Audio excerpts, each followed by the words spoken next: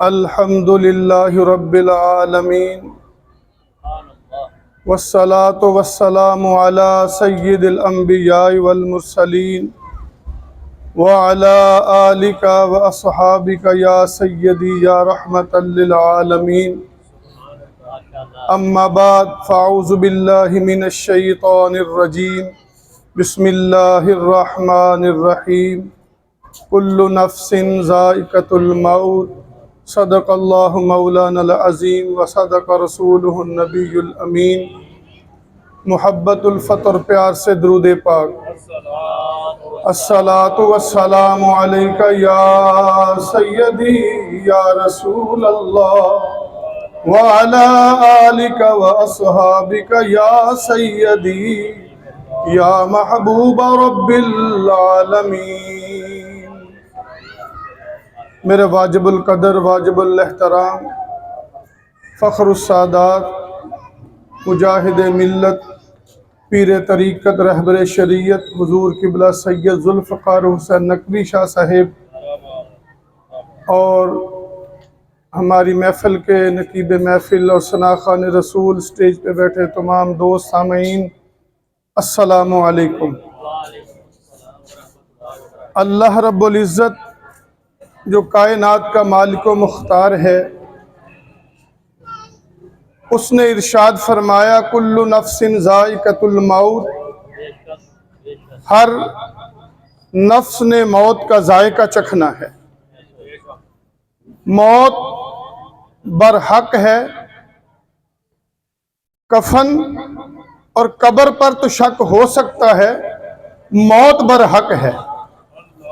کئی ایسے لوگ ہیں جنہیں کفن نصیب نہیں ہوا، قبر نصیب نہیں ہوئی، جہاز میں حادثہ ہوا، دریا میں حادثہ ہوا، لاشیں بہہ گئیں نہ ملیں۔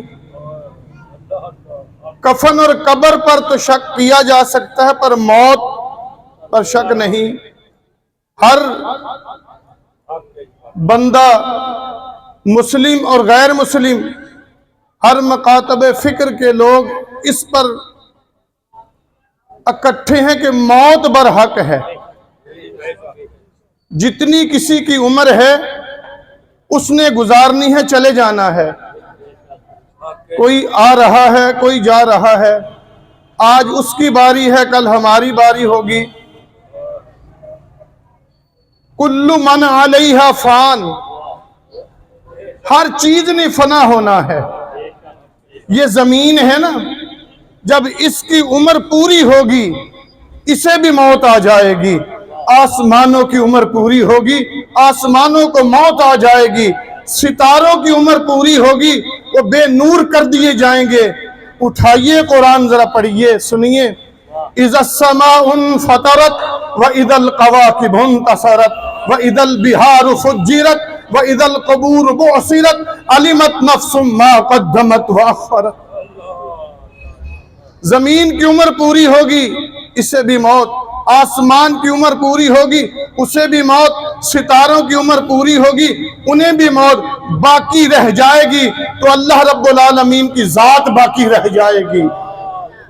کل من علیہا فان ویبقى وجہ ربک ذو الجلال والاکرام، اللہ کی ذات باقی رہ جائے گی۔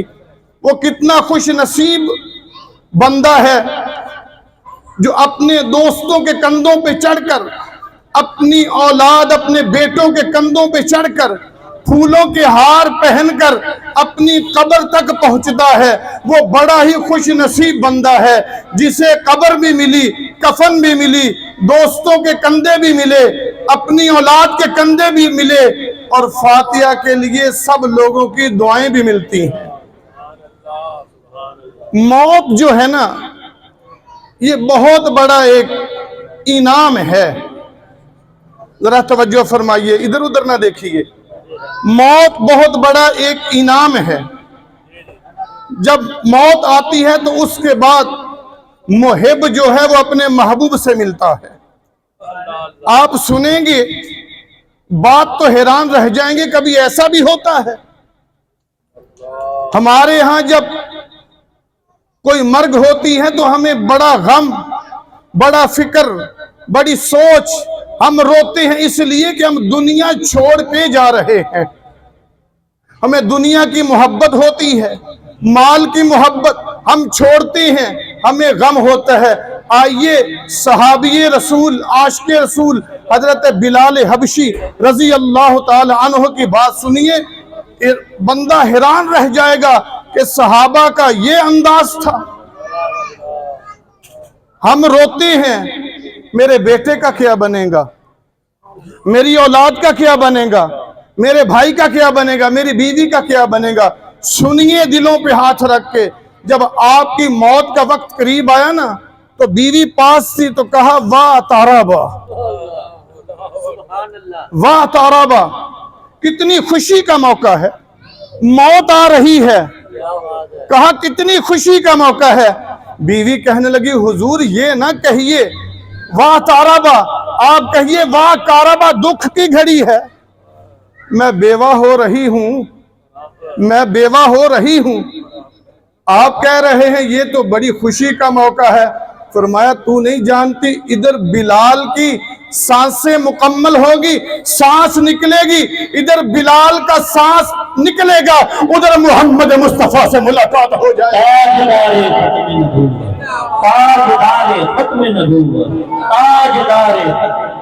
ادھر محمد مصطفیٰ سے ملاقات ہوگی۔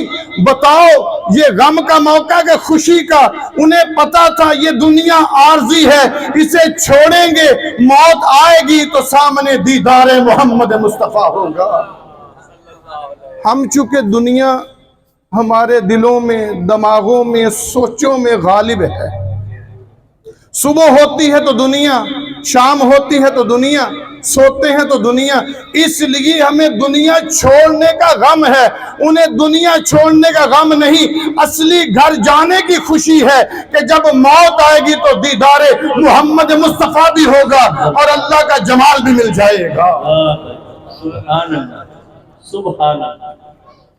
یہ وہ موت ہے جس سے ڈرنا نہیں چاہیے۔ ایک صحابی رسول تھے،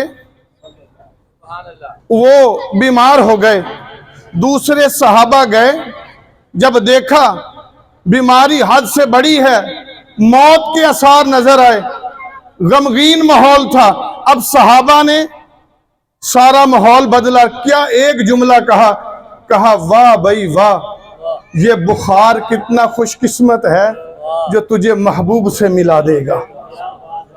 بزرگوں کہا یہ بخار کتنا اچھا ہے جو تجھے محبوب سے ملا دے گا، موت کا غم ختم ہو گیا، مصطفیٰ سے ملاقات کی خوشی آ گئی۔ یہ مظفر صاحب کے والد صاحب کے اصالِ ثواب کے لیے ہم آئے ہیں۔ ایک دو باتیں باپ کی شان میں کرنا چاہتا ہوں۔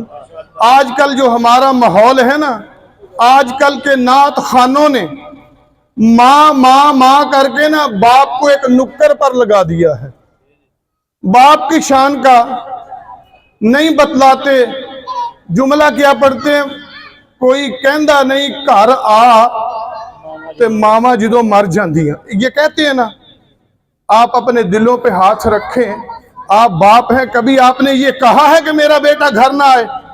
آپ کی نظریں تو لگی رہتی ہیں دروازے پر، کب بیٹا آئے تو مجھے نیند آئے گی، جب تک میرا بیٹا گھر سے باہر نیند نہیں آتی۔ حضرت فقی ابو سمرقندی رحمت اللہ تعالیٰ کی گل سنیں، میں کہتا کلیجہ پھٹ جاتا ہے۔ قیامت کا دن ہوگا، آپ فرماتے ہیں اللہ کے نبی نے فرمایا ایک بندے کو اللہ کی بارگاہ میں پیش کیا جائے گا، اسے جہنم کا آرڈر دیا جائے گا، وہ عرض کرے گا مولا کس سبب سے جہنم ملی ہے؟ آواز آئے گی باپ کی نافرمانیوں کی وجہ سے تجھے جہنم میں ڈالا جائے گا۔ اب فرشتے بازو سے پکڑ کے اس بندے کو جہنم کی طرف لے کے جا رہے ہیں۔